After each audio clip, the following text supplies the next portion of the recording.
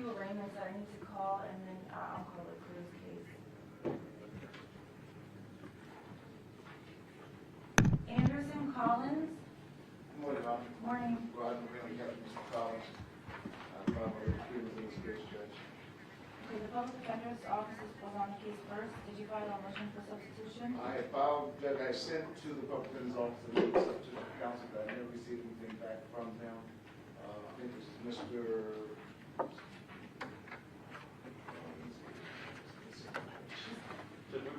Thank you. All right, the public defender's office motion to withdraw is granted. Mr. Green is the attorney of record. I'm going to accept the plea of not guilty and set the case for a calendar call on December 15th. Thank you. Mark Boyd.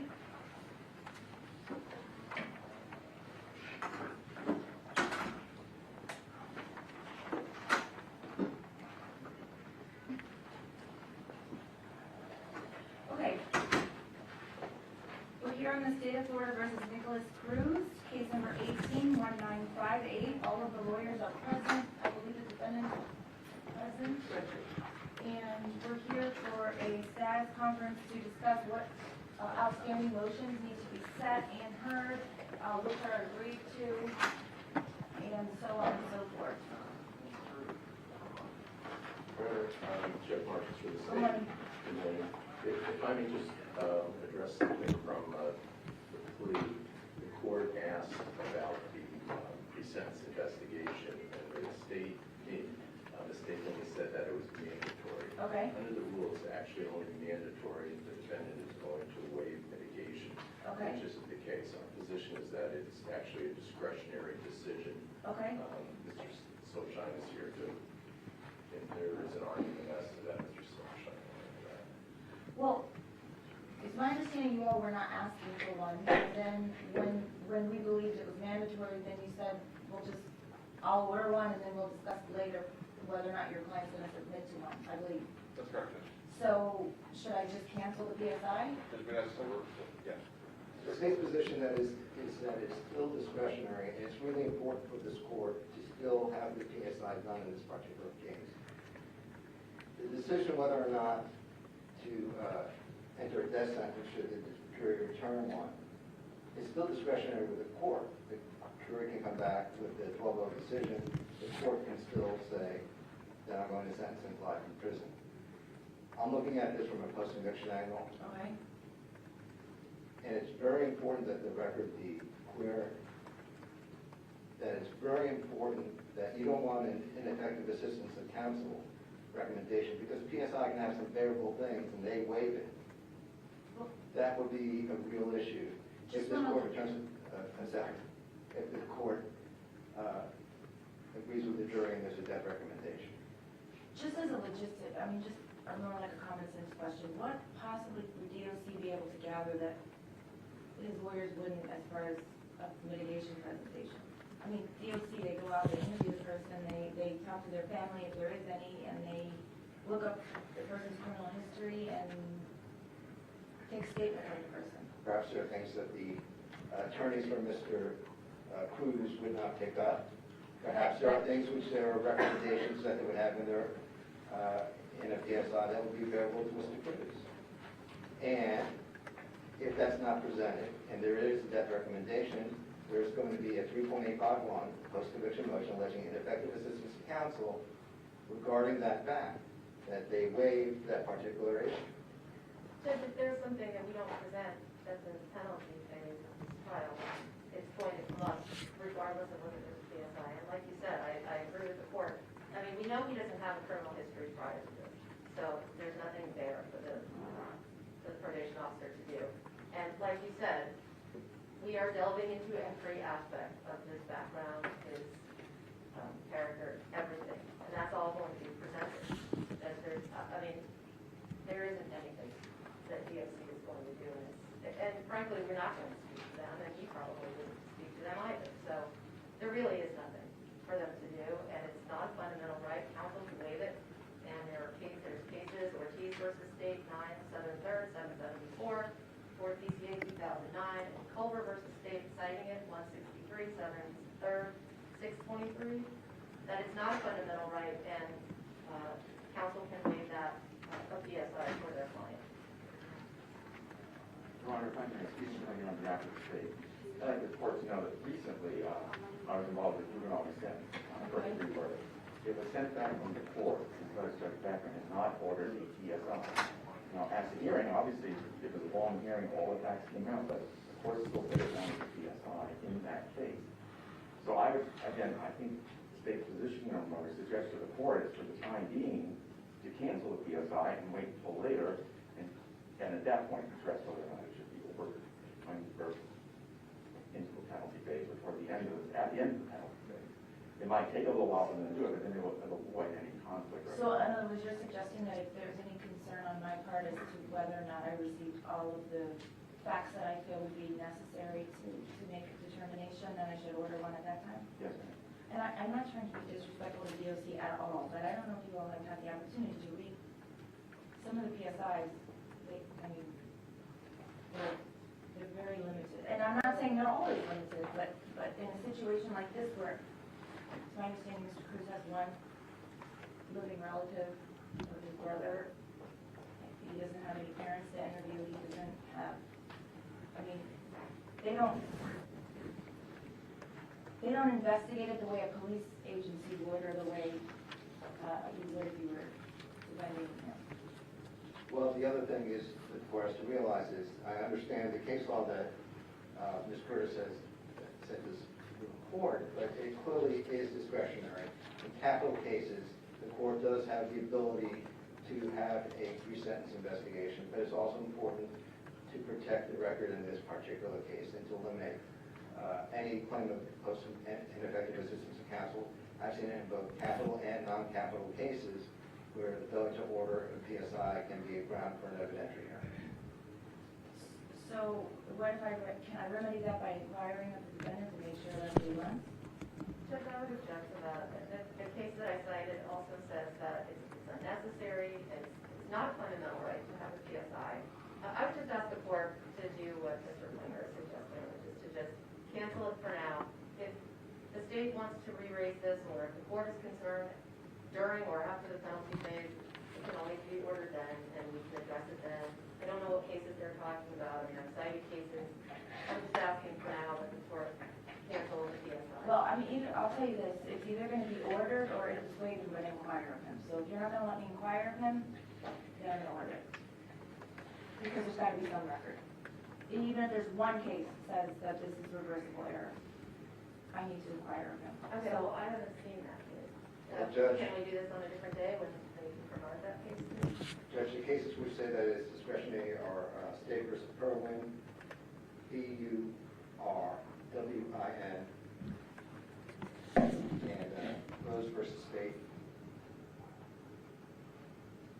Perlin is at 405, 779, 970, and Rose is at 461, 77, 828.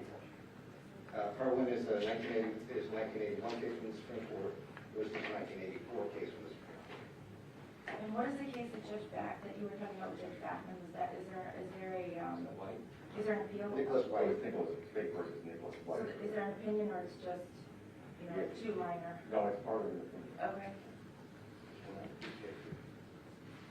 It also in State versus Israel, but it was a different set of facts and scenario, but it also P-U-Z-I-O, State versus Israel also has an issue with it. Okay, I'm going to keep the order as it is. However, I'm going to ask the Department of Corrections to hold it in abeyance for now. I'm going to review the case law, and then I'll let you know. Thank you. So,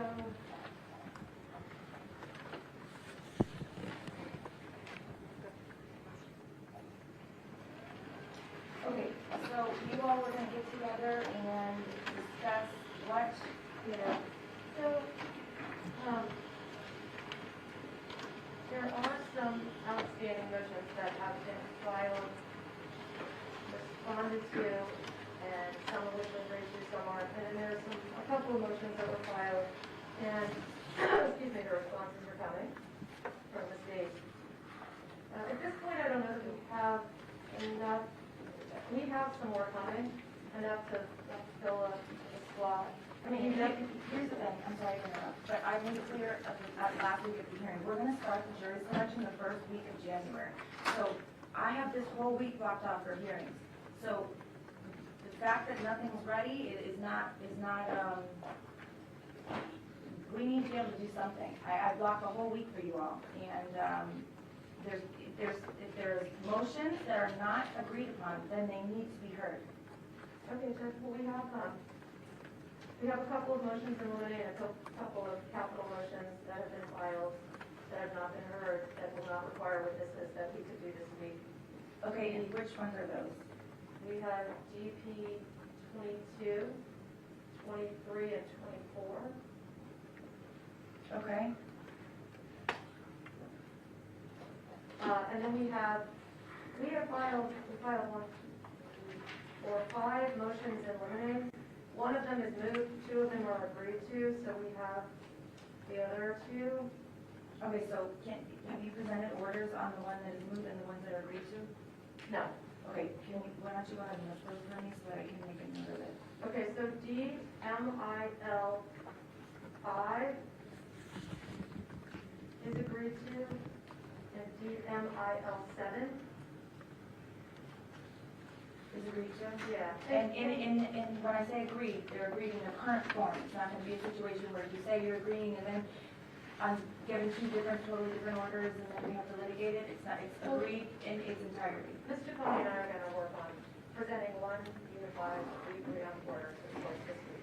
Okay, that needs to be done by Friday. Okay, and Judge, keeping in mind, of course, that, motions in limine are never final orders. And so we're agreeing to it. If one of us believes that it should somehow come in later, that's another. Of course. Okay. All right, so DMIL 5, DMIL 7. So what else is there? So DMIL 8. Not agreed. Oh, that is agreed?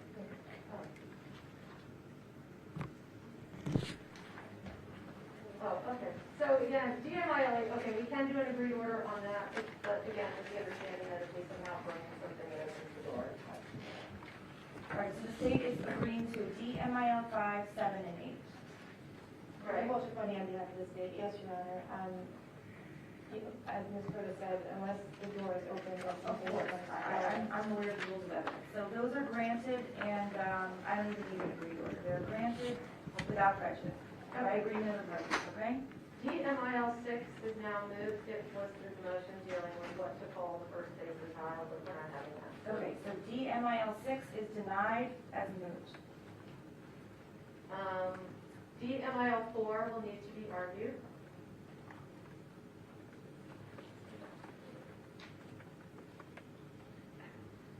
Does it require witnesses? No. Okay, so let's do that with DP 22, 23, and 24.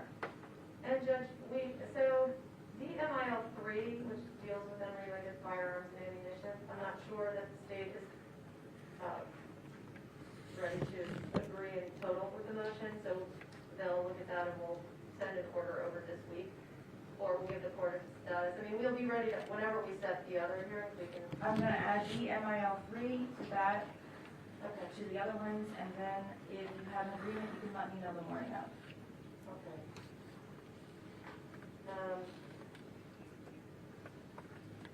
And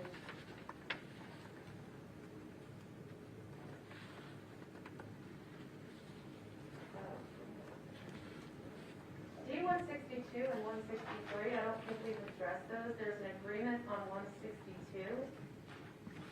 All right, the state's agreeing to D-162? Yes, Your Honor. D-162 is granted by agreement. So, and D-163, that's just the same motion. So basically, these motions deal with decorum in the courtroom, what, wearing certain items that could be prejudicial, by witnesses and by members of in the gallery, T-shirts, wristbands, that kind of stuff. Okay. I believe that the administrative order that was recently issued covers 163 and does prohibit that. It That's does. for the people in the gallery. So It does. that one, I suppose, is moved. All right, so D-163 is denied as moved per the administrative order.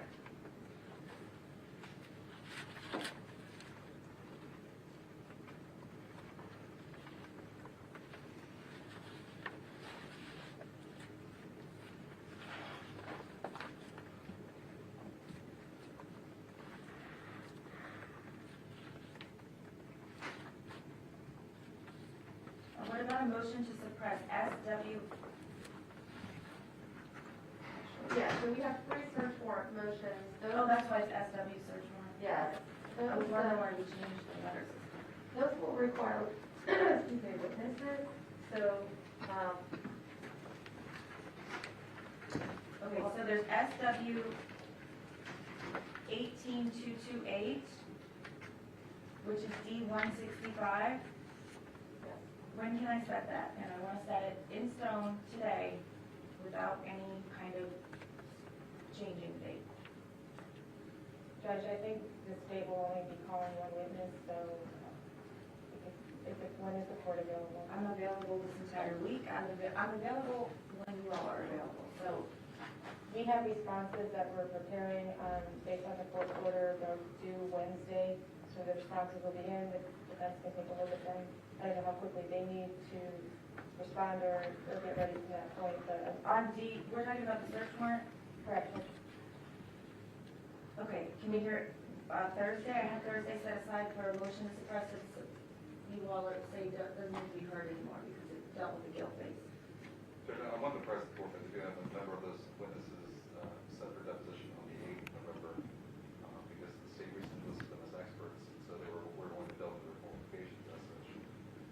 These are the search warrant witnesses available.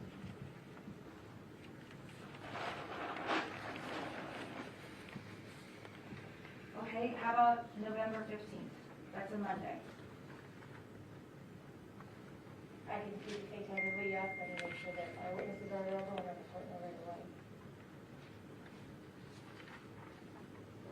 I think on that day we have some important depositions scheduled.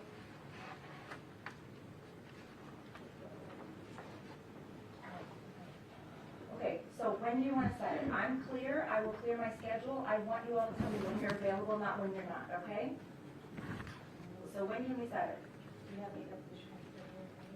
I don't, oh, wait, I'm sorry, we are Okay. November 15th. So, the ROTC depots, I think, were this Friday. My secretary was texting me that she thought No problem. So November 15th at 1:30 we're good. for D165. State, if your witness isn't available, it better be a very good reason. Like, very good, because there are so many witnesses, and I don't need to tell you why. It's gonna have to be an emergency type situation, because this case is gonna take precedent, and if you have a problem, call up the chain of command until you get that person here, please, unless it's some kind of dire emergency. Okay, November 15th at 1:30. Is that 165 or 164 as well? I'm sorry? Do you want to do 165 and 164 as well?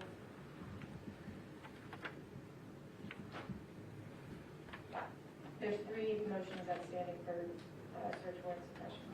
I think that actually 164, the reason we filed that first, I think that one needs to go first. That's probably the most.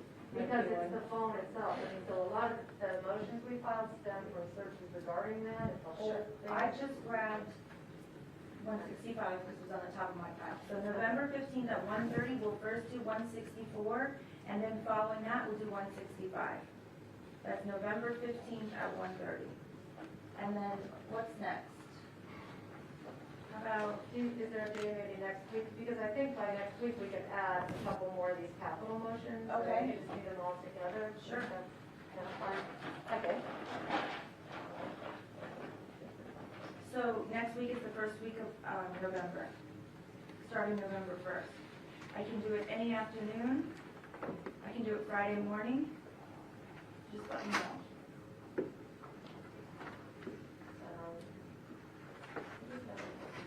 That's a Monday.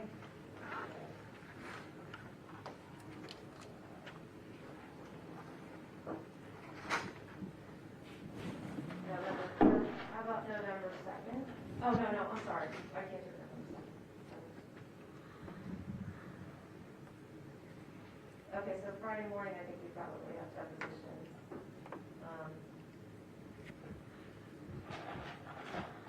Let's see if we're going to third or fourth. If not, we could do it on Monday.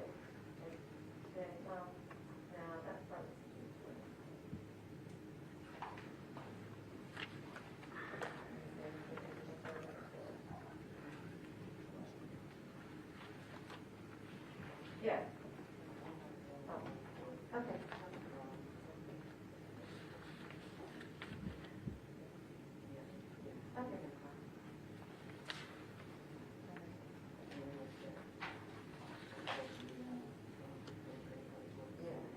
Okay, so we can do November 3rd, and we have the 3 pending capital motions that were already filed and responded to, and we will probably add maybe 3 or 4 more. Okay, November 3rd at 1:30, and this is going to be,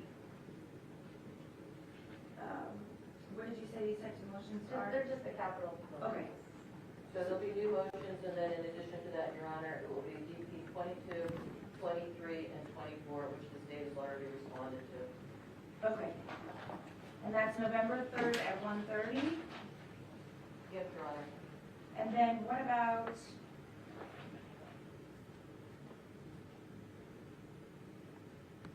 can we do DMIL 3 and 4 that day also? Yeah, we can do that at the same time. That's fine. DMIL 3. It's confusing for us to keep track of it because you all remember, you write the motions, you spend hours drafting it, you name it, you know it, you do the response, you read the response, you read the response to the response. So these are more than just numbers for you, for us, it's a little tricky. All right, so DMIL 3, DMIL 4 on November 3rd at 1:30. And then what else is outstanding at this point? So Judge, there are 2 motions that are, that the court has not ruled on. Okay, the grand jury testimony. We ordered the testimony yesterday, and I asked that I have it by Thursday. So I'll have an order by Friday, because you said your depositions are going to be the beginning of November, I believe. That's what Ms. McNeil said. Yes. So if I have it by Friday or Monday at the latest, the order, I believe she said your depos were like towards the middle of November. That's correct. So that would be enough time, I hope. Okay. Okay. Judge, also the, SF 128. No, the third party negligence. The third-party negligence? Is that 128? That you're waiting on an order. Yeah. Okay. It's with the Attorney General. Yes. No. No, Statewide prosecutor. No, that was for them. No, this is the one where, on the Evelyn, remember the argument about the Evelyn case and the third-party Yes. negligence, system failures? Yes. Okay, so I believe it's SF 128. Hang on, I might get that down. You're right, the Attorney General was involved in that. That he responded. Okay. But that's the motion. Okay. And the state prosecutor and the Attorney General, The statewide prosecutors unlimited attorney it's general. the same office, though, isn't it? Okay, Across the street. I just want to make sure. I can tell you that all response to it is D-161. Okay. And I'm pretty sure it was SF 128, but I'm not. I have notes on all the hearings, so I can refer back. So that, you're waiting on an order on that particular issue and the grand jury testimony. Right, well, and there's one other one, Judge, which, we did sort of briefly discuss it the other day, but I don't think the court needs to enter an order now. It's SF 109, because that was to enter certain evidence that the state initially indicated was proof identity, which now clearly is not an issue, but, we were talking, and I don't think we've actually come to any sort of resolution. One of the issues at this point, Judge, that we're trying to work on with the state is that, given that we're only doing penalty phase, there will be, there's going to be probably the same amount of disagreements, just different ones. I understand, but I think that needs to be litigated because I believe Mr. Stat said he intended to present that evidence. Okay, Even well, though it's a penalty case. And I'm sorry to interrupt, but Ms. McNeil said that she was intending to argue against it. So whatever form or whatever legal basis was being presented as a basis to introduce it, and whatever legal basis, that may have changed to exclude it, but the issue is still the same. So that I believe needs argument. Okay, well, Judge, we actually waived the hearing on that, and we filed D-160, which just is the proffer in opposition to it. We did it sort of the same way that we did the proffer in opposition to the crime scene case, so that there doesn't need to be, we waived the hearing, the court can rule on the pleadings, and if you want us to email the JA, because there were a few, they filed a couple things, we filed a couple things, I can email those numbers to the JA, so you know which ones apply to that particular issue. I'd rather you, if you can tell me, if you have a note of it, because like I said, all of these letters and numbers, things sometimes get lost in. Right, well, that's what I'm saying, when I get back to my office, I'll email, because I don't have that in front of me, I'll email Ms. Lunsford the numbers of the motions the state filed and the ones we filed. Okay, so although you withdrew your opposition to SF 109, you now are, We didn't withdraw it. We decided we didn't need a hearing. because it went, you believed it went to only the phase 1. And you thought the state wasn't going to be introducing it in phase 2, but they are going to try. My suggestion is, why don't we do this, Your Honor? Just pick a day you're having hearings, we can argue. It shouldn't take but 15 minutes. Okay, so I'm going to add that to November 3rd at 1:30. That's fine. And Mrs. Curtis, you said it's SF 109, and what was your? That's right. We also need to know who the mental health experts are, because And I thought Ms. McNeil said she was going to give that to you by. She's supposed to give to us this Friday, but until we know that, we don't know Yeah. the relevancy arguments to make for this lawsuit. So that. yeah, because there's multiple issues to the swap. Okay, and that swastika issue is SF 109. I believe it's one of the responses. There's I think 4 or 5 items tied. Okay, so this is what I'm going to do. I'm going to add it to the date of the hearing. And then, on that date, if you all don't have what you need, or you need more time, or whatever it is, you can just let me know that day. That's This more is than not fair. right, That's more than fair. and we'll do it the next set of hearings. Okay. How about that? Perfect. So for November 3rd, we have at least 1, 2, 3, 4, 5, 6 things tentatively that can be heard. And then what I would like to do is schedule at least an afternoon,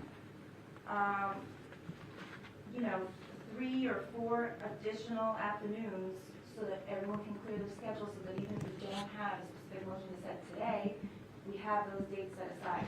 Especially because we need to get into the jury selection process. I think you all have agreed somewhat on how to go about selecting the jury in the pre-selection, because that will affect the number of jurors that I will need to have the clerk's office summons, and they have to send them out early, and I need to know whether or not, actually, we can talk about a little bit about that today. That would be very helpful, because the clerk's office is really anxious about getting the correct number of jurors on the correct days, whether or not you want to have them summons, let's say Monday, Tuesday, Wednesday, so that we have new groups Monday, Tuesdays, and Wednesdays, and then perhaps on Thursdays and Fridays do a more in-depth selection of the ones that have not been excused. Because I don't know that they summons jurors Monday through Friday. I don't know that we can get them 5 days a week. Well, you all would know. Have you ever been able to do that in the past on any of your other big cases? Yeah, in the past we have. And you get a new set of jurors Monday, Tuesday, Wednesday, Thursday, Friday? Not sure Friday. Yeah, I think that, yeah. Monday through not- yeah, Thursday? Not Friday. Would your preference be, do you all know, would your preference be to get, in other words, how many days do you think I should summons jurors? Well, I think your idea the other day about having 200 come in. Okay, And I think we can see how that goes, okay, and how many jurors you can, find Sure. for the other state, and then you can make some decisions Sure. about how it's going. but in other words, how many days of, let's say we're working 5 days, how many of those 5 days do you want me to attempt to get a fresh group, a new group, not fresh, a new group of jurors? As much as you can do. As many days as we can. Sure. So if they can do Monday through Thursday, we'll do Monday through Thursday. Yeah. And, Is that the 200 rings? I don't know how we're gonna do I it. thought you did that before. and you said well, we got through 200 now. It was a quicker pre-selection. It was just me talking and reading a script that the parties had agreed to. However, that was when we were socially distancing only, and we can only do 32 in here. We're going to be in the other courtroom, and we can easily fit 60, and that's with social distancing. So we can get twice as many in the courtroom. In other words, we have to take small groups of 32, 32, 32, and just be in and out and all of the coordination, and we have to write a new chart every time. That takes time. You see what I'm saying? So if we can do 50 plus, I think 4 groups a day for just pre-selection, just pre-selection. Yeah, I think that's good. We had summoned Ms. Curtis like 5 something. And I just said I didn't want to do that again because I thought that was, and then we had priority over all the other judges, so they're all waiting for jurors. And we ended up having 300 plus folks waiting all day and we never got to them. So I thought that if we could. Your Honor, this is Melissa McNeil. May I be heard briefly, please? Yes, sure.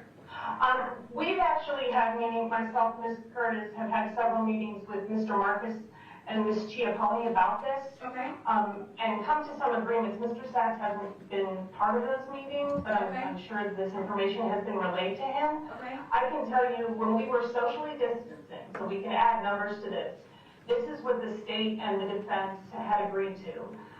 We would start 5 days a week, and when we were socially distanced, we were thinking 100 jurors, 50 in the morning, 50 in the afternoon. Now, you can change that because obviously those restrictions have been lifted. Our agreement was that those days, whatever number you pick for the morning and for the afternoon, they would just be hardship, okay? Once they finished hardship, however many people make it through hardship would be given our questionnaire, okay? So they would go to a separate room and then they would be told to come back a different day. I'm sorry, not a different day, but if they survived the questionnaire, they would be contacted and they would proceed to step 2. And our agreement was step 2 would be knowledge of the case, their death views, and anything else that we thought needed to be addressed from their questionnaire and perhaps in private. And that would be an individual voir dire, we're thinking, I don't know, 15 minutes per side. And then if they make it through that, step 2, then we were thinking we could move to step 3, which could be general voir dire. And then we just need to add in some time in order for the state and the defense to review the jury questionnaires. And so that's what we had agreed to so far. I don't know if the court, and I can submit that in an order and make sure the state is still in agreement with those terms, and then let the court allocate or request the number of jurors that are necessary and whatever resources that you would have to make sure are in place in order to facilitate this agreement. Okay, that sounds mostly good. My concern is that if we only do hardship in the first group, I don't think it's going to work because just in the last case, we had several people that reacted just by walking in. And I think if that question about whether or not these people have heard of the defendant and whether they can be fair, if it's not addressed, I think that we're just wasting time because there's going to be, based on my experience from the last case, depending on the particular panel, there was up to, I think, 3 people that basically couldn't even sit in the room without getting upset. So I think that issue should probably be addressed with the hardship, and I guess you're calling it phase 1. We don't have to get into it in detail, but at least, like in the last trial, I just read the charges, and then I can give you all what I read, but I basically just said, is there anyone that can't be fair and impartial based upon the defendant or based upon the nature of the charges? And only because by making those people come back, there are people that are going to be very adamant. And I feel like that should be addressed in the first group with the hardships. I agree. I don't have a problem with that. I don't know what the state's position is. Mr. Sachs said he agrees. Yeah, okay. So that would just be, do you know who Nikolas Cruz is, and based on knowing him and the charges, you cannot be fair and impartial. And then the step 2, we could go in a little bit more about pretrial publicity. Sure. I'm just talking about just telling what the charges are. It's pretty much exactly what we did the first trial. Except this trial, I anticipate there's going to be more hardships because this is going to take longer than a week. And the last one, I told them they would only be here for a week. So this we have to predict approximately how long this is going to take. So the only thing that I would like for you all, I think the step 1, 2, and 3 sounds great, but I would like for you to say, okay, let's do phase 1 on these days, and then and then these people would go back and they would fill out the questionnaires.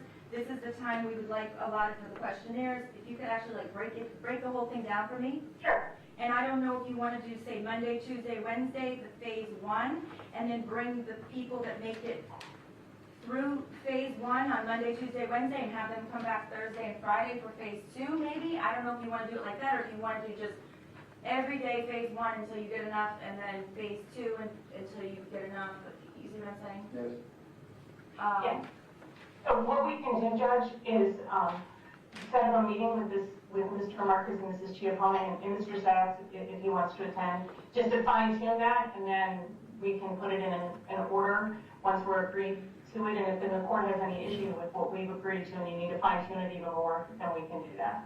Sure. Are you comfortable with that, Your Honor? Absolutely, and if I can just have it as soon as possible, because like I said, Sure. the jury room needs to know how many extra jurors, because whatever we need, then they subpoena, or they summons, Sure.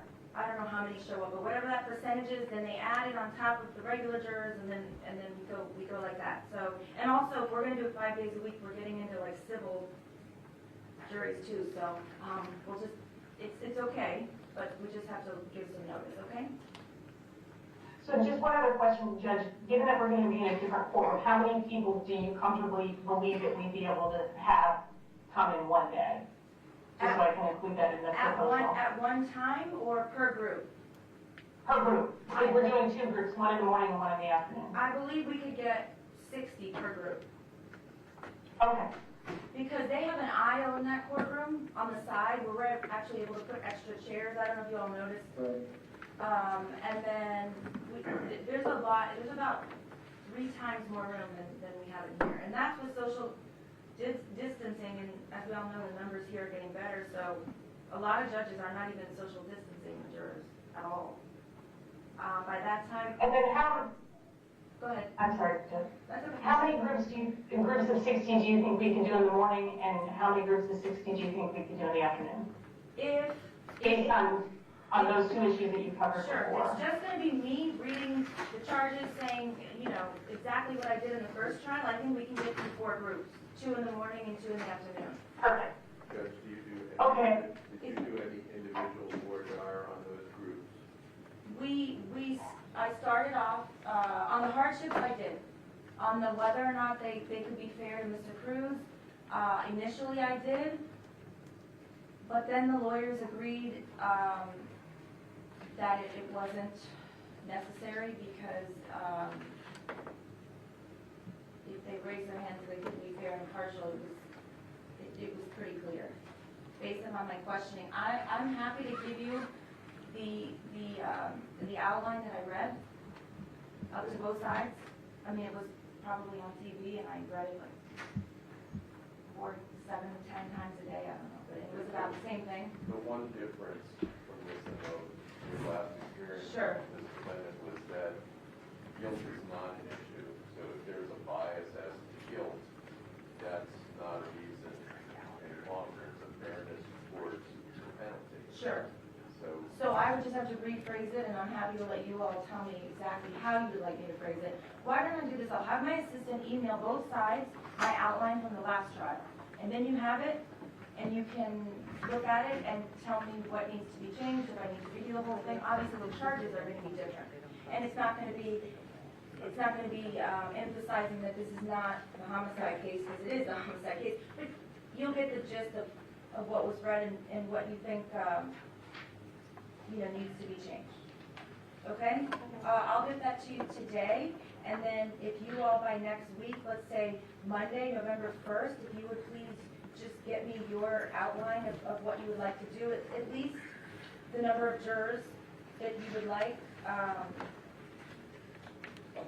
By January, we might be able to do 75, groups of 75. Sometimes I think when groups get really big like that, it makes it a little bit more difficult, but whatever you all think, I am fine with it. And the only other thing we have is waiting for their announcement about the mental health. And that's going to be by Friday, Mr. Wheeler? Judge, Ms. Curtis. We're working on it. Well, because Ms. McNeil and you were the ones that told me last week, that's why I asked you. She said by Friday, so I'm sure she'll give it to you by Friday. Okay. If not, you all can let me know, and I'll have another hearing, but, if that's what she said, that's what I expect. Okay, so, we'll still want to pick days. that- Yes, let's do that, just give me a second, please. and then just, figure out what it is.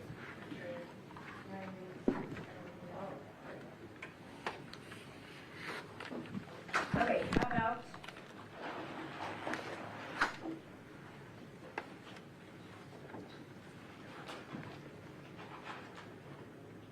We have November 3rd at 1:30 for the afternoon with the tentative motions that I'll do in order outlining them so that we have a documentation in the court file.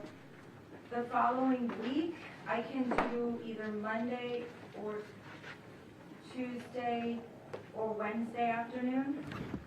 Yes, we have definitely holidays, the 8th, which is Monday, and Wednesday, the 10th, but we're clear on Tuesday.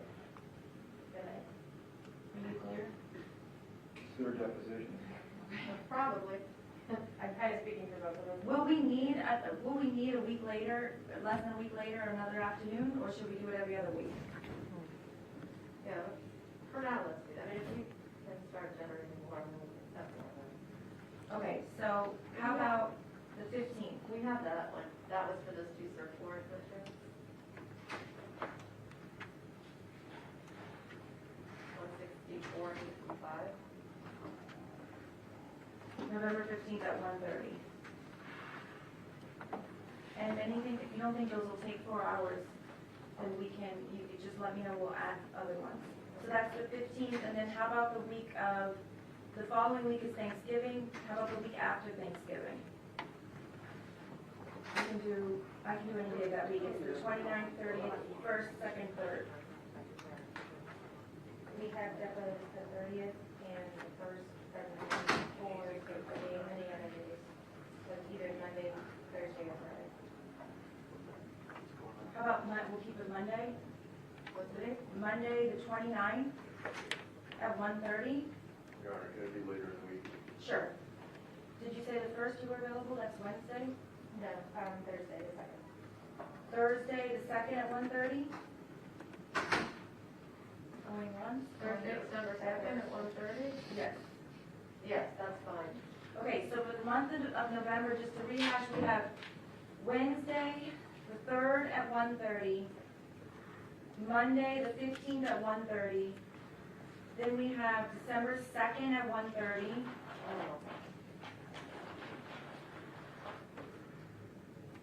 and then, how about, Because I'm not sure I'm sorry, I'm not sure we're available on the 2nd.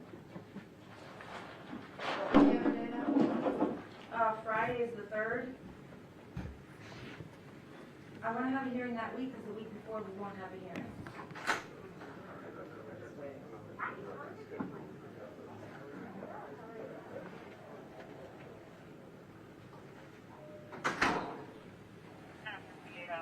Your Honor, we can do things on November 12th, we can do the hearing in the afternoon. We do have a deposition in the morning, but we can do it in the afternoon.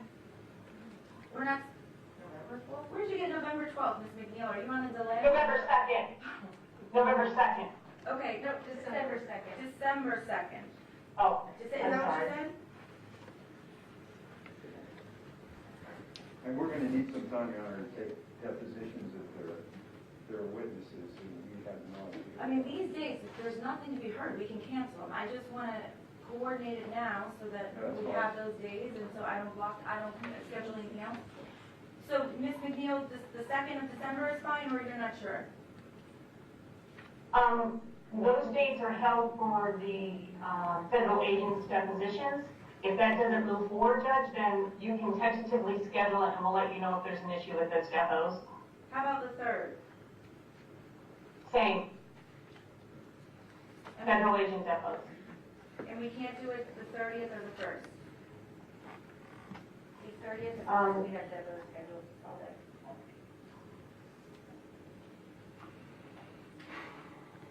Do you want to do it the 22nd, November 22nd, or 23rd?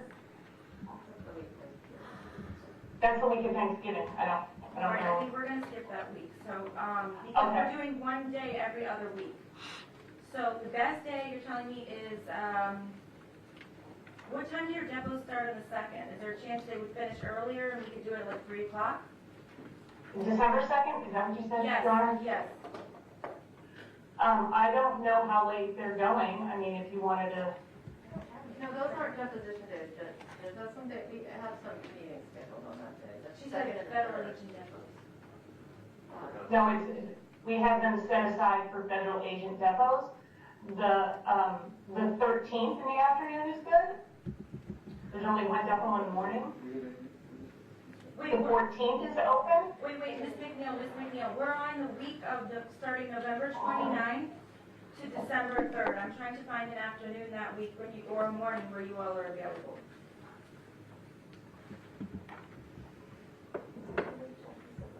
And I don't show that we're available, Judge. I show that the 1st, 2nd, and 3rd are depositions of federal agents.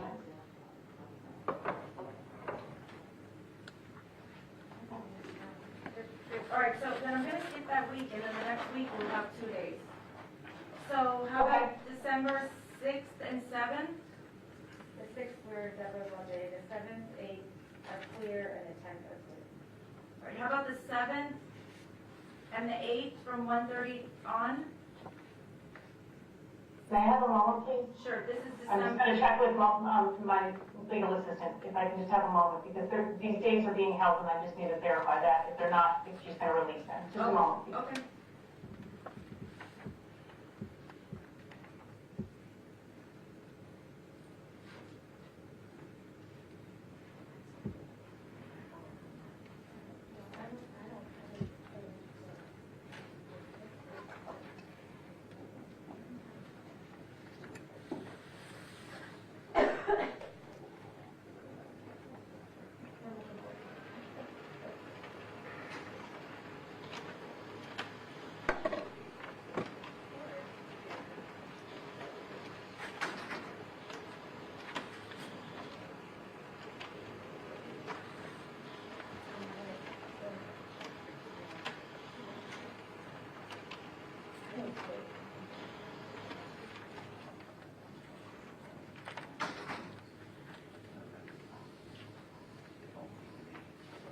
Your Honor, I'm back. So December 7th, the whole day, if you want to reserve the whole day. Okay, December 8th, we have a deposition, we're done at 1:30, so we can do the afternoon of December 8th. okay, so I'm setting December 7th. I'm gonna start at 10:30, and then we'll take a lunch break, and then we can come back in the afternoon. That's why I can do my other docket first. So we'll start December 7th at 10:30 for the entire day with a lunch break, and then on the 8th at 1:30. And if for some reason that deposition on the 8th does not go forward, we'll let the court know, because we might be able to open up the morning. Okay, and then how about the following week? Because that'll pretty much be, we at least need, I think we should do 2 afternoons the following week, which begins the 13th and into the 17th. So the 13th in the afternoon, Your Honor? Judge, that's fine. Okay, the 13th at 1:30. The 14th is open. The whole day we would request. Judge, there's about another 14 motions to suppress, so we can take those days, the whole day of the 14th. Same. That's fine, Judge. Okay, 14th, all day.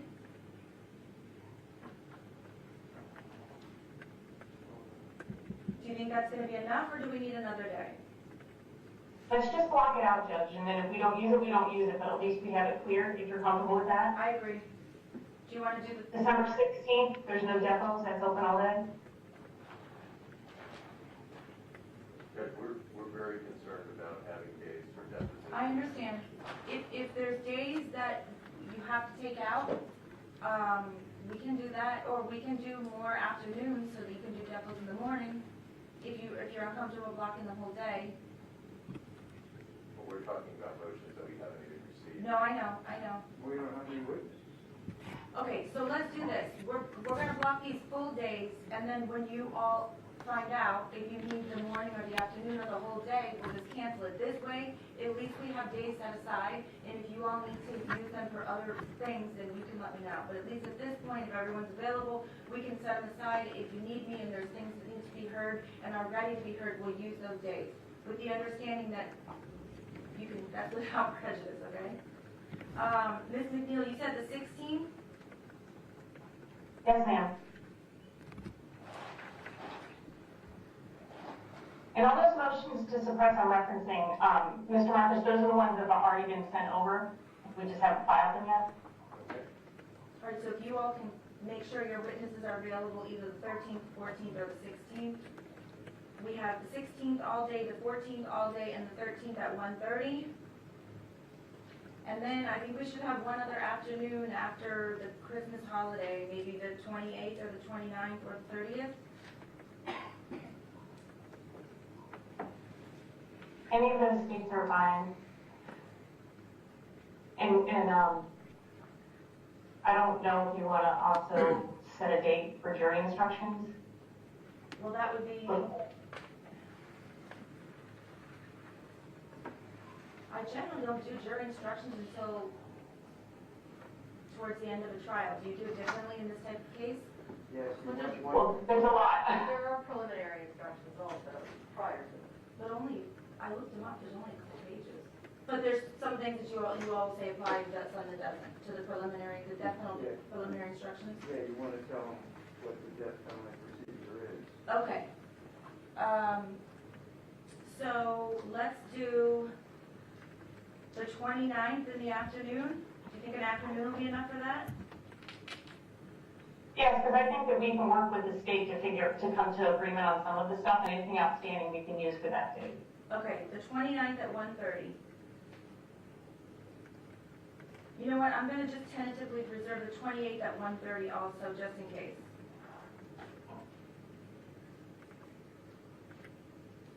So do you all want me to read the dates again, just to make sure we have them, or everyone's good?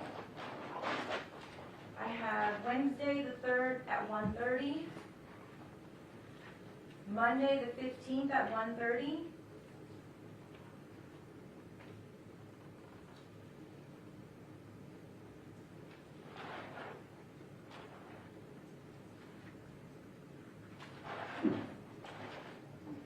December 7th, starting at 10:30 for the whole day. December 8th, Wednesday at 1:30. December 13th, it's a Monday at 1:30. December 14th, Tuesday, all day. December 16th, which is a Thursday, all day. December 28th, which is a Tuesday at 1:30. And December 29th, which is a Wednesday at 1:30. And I'll do a written order listing all of the dates that have been set aside, as well as the specific motions that are set to be heard on November 3rd and November 15th. Okay, and if there are, let's say there's a motion that you all agree to, or it's not right yet, if you all get together and you say, okay, so Wednesday we're set for A, but why don't we do B, and you all are in agreement, that's fine with me. Just so that we can try to have something ready for each of the dates. I don't want to waste time if we don't need to have those dates, we won't have them, but if there are outstanding issues, I'd like to try to get to them as efficiently as possible, okay? Just one last thing. Sure. Can we get an order, and obviously I'll show it to the state first, just an order reflecting the court's holding the PSI in abeyance? Yes, I'm going to do that as well. Okay? And just one more thing, Judge, this is Melise McNeil. So candor to the court in reference to our mental health experts, and I told Ms. McCann and Mr. Marcus this last week when we had this discussion. Our experts have not completed all of their evaluations. They're still scoring some of their raw data. So we can list them, but I don't know when they'll be eligible or available for depositions until their examinations and evaluations are completed. But that is all in the works. Okay, but Ms. McNeil, I'm going to tell you, just like I tell the state, unless it's like some kind of emergency, then this has to be priority, okay? really. Oh, no, and it is. I want the court to know what's going on so that you're aware. Okay. And I told the state this as well. I just wanted to have candor to the court about the process. Okay. Thank you. So other than that, I will see you all on November 3rd at 1:30. And, Ms. Bailey, my lovely officer assigned to this division, will you please, I'm gonna give you the order, but will you make sure that, the Department of Corrections knows not to start the PSI? Yes, Until Your I Honor. hear from me? Yes, Your Honor, I'll let Okay. them know. Thank you, so she'll take care of that, and I'll write the order, okay? Thank you. Okay. Thank you. All right, the Cruz case, unless there's anything else, is in recess, and I'm gonna shift back to my other docket. I know you just mentioned it, but just very quickly, you know, in the event that the experts are, we have clients or they're teaching, this, as the court has said, is a priority, and they will be needing to make themselves available for the dates that.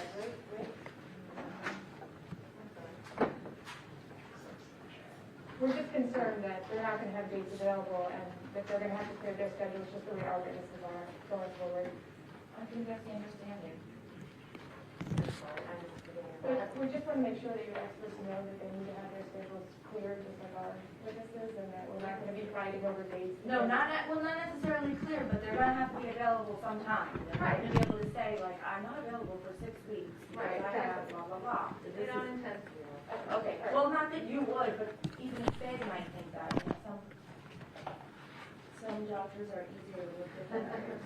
Your Honor, if I may, I just want to remind the parties that under Rule 3.202, time for filing the notice and contents, that the defense has a burden now of not only providing the names of the witnesses, but the notice shall contain a statement of particulars listing the statutory, or actually they're all the same now, but all mitigating circumstances the defendant expects to establish through expert testimony the names and addresses of mental health experts by whom the defendant expects to establish mental mitigation as far as is possible. To the extent that we've only been talking about giving us the names of their witnesses, they have a further responsibility of providing the mitigators they intend to use.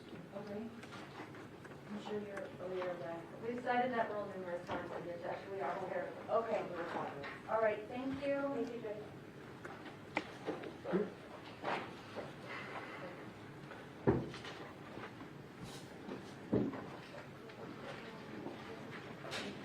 May I see, before I start my other docket, just off the record, may I see, one lawyer from each side on the Cruz case, please?